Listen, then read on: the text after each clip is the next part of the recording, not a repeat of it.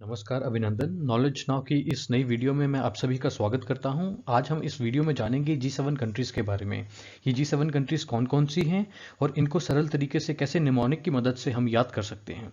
तो सबसे पहले जानते हैं कि G7 कंट्रीज़ है क्या।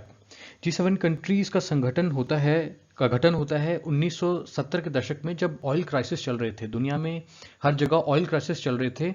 तो उस समय जो फ्रांस के प्रेसिडेंट थे वैलेरी गिस्कार्ड, उन्होंने G7 कंट्रीज़ बनाने का एक आइडिया जो है अपने वेस्टर्न काउंटर पार्ट्स के साथ, यूएस, कनाडा और बाकी सब देशों के साथ जो उस समय की आर्थिक शक्तियां थी, उनके साथ ये आइडिया डिस्कस किया और G7 कंट्रीज का गठन हुआ।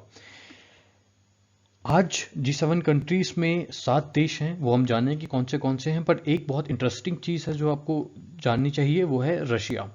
रशिया G7 कंट्रीज का पहले मेंबर था, तो इसे G8 भी करते थे। पर 2014 में रशिया ने क्रीमिया, जो यूक्रेन का पार्ट है और उससे पहले यूएसएसआर का पार्ट था, उसे एनेक्स कर लिया। तो उस समय के जो यूएस के प्रेसिडेंट थे बराक ओबामा, उन्होंने क्रीमिया की एनेक्सेशन के कारण जो एक्विजिशन लगाई रशिया पे, उसके कारण रशिया को G8 कंट्रीज से बाहर निकाल दिया गया। अब एक और इंटरेस्टिंग चीज़ है यहाँ पे जानने के लिए कि यूरोपियन यूनियन अपने आप में बहुत बड़ी आर्थिक शक्ति है। तो कहा जाता है कि ये भी डी फैक्टो G7 का पार्ट है ही है, क्योंकि जो भी पॉलिसीज G7 बनाते हैं उसमें EU का बहुत बड़ा इन्फ्लुएंस रहता है।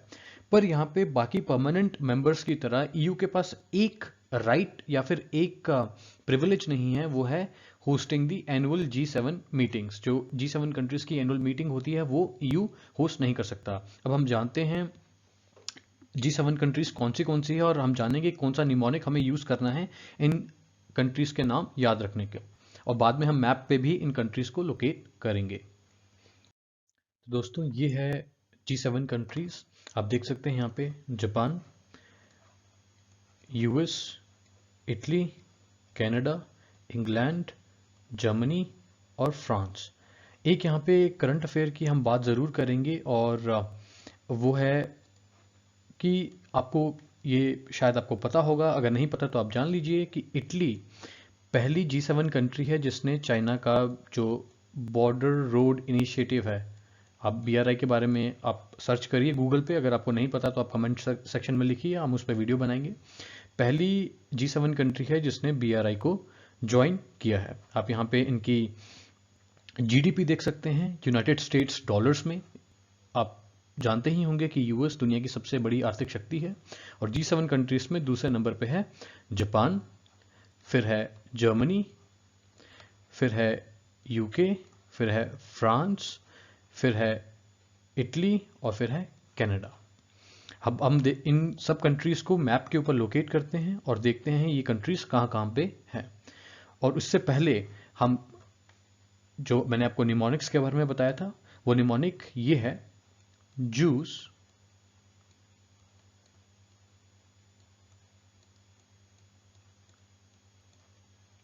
And GF। जैसा कि आप जानते हैं G7 कंट्रीज बहुत ही अमीर कंट्रीज हैं। तो ये अमीर कंट्रीज हैं, that's why they drink juice and have girlfriend. So J से Japan, US, Italy, Canada, England that is UK, Germany और फ्रांस। तो फ्रेंड्स, ये है निमोनिक्स। अब हम इन कंट्रीज को मैप के ऊपर लोकेट करेंगे।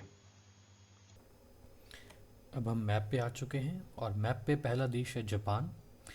आप देख सकते हैं जापान के वेस्टर्न साइड में है सी ऑफ जापान या फिर ईस्ट सी। इसे ईस्ट सी इसलिए कहते हैं क्योंकि ये नॉर्थ और साउथ कोरिया के ईस्टर्न साइड में है। यह है नॉर्थ पैसिफिक ओशन। अब हम जा रहे हैं यूनाइटेड स्टेट्स की तरफ।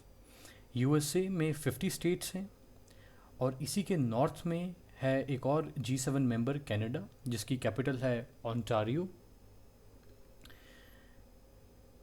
अब हम चलेंगे ईस्टर्न साइड में, नॉर्थ अटलांटिक ओशन को क्रॉस करके यूनाइटेड किंगडम में, जिसकी कैपिटल है लंदन। ये रहा यूनाइटेड किंगडम, जो G7 कंट्रीज़ का परमानेंट मेंबर है। इसके साउथ में है फ्रांस, जिसकी कैपिटल है पेरिस, और इसी को बॉर्डर करता है हमारा जर्मनी, जिसकी कैपिटल है बर्लिन। और जर्मनी के सदर्न साइड में है इटली, और आप देख सकते हैं इटली की कैपिटल है रोम। तो ये है हमारी सारी G7 कंट्रीज़, और इनको याद करने के लिए आपको जो नेमोनिक बताया गया है वो है जूस एंड GF। आपको अगर ये वीडियो अच्छी लगी हो तो लाइक और सब्सक्राइब ज़रूर करिएगा, और हमारी आगे वीडियोस को जानने के लिए बेल आइकन को क्लिक ज़रूर करिएगा। Thank you for watching knowledge now.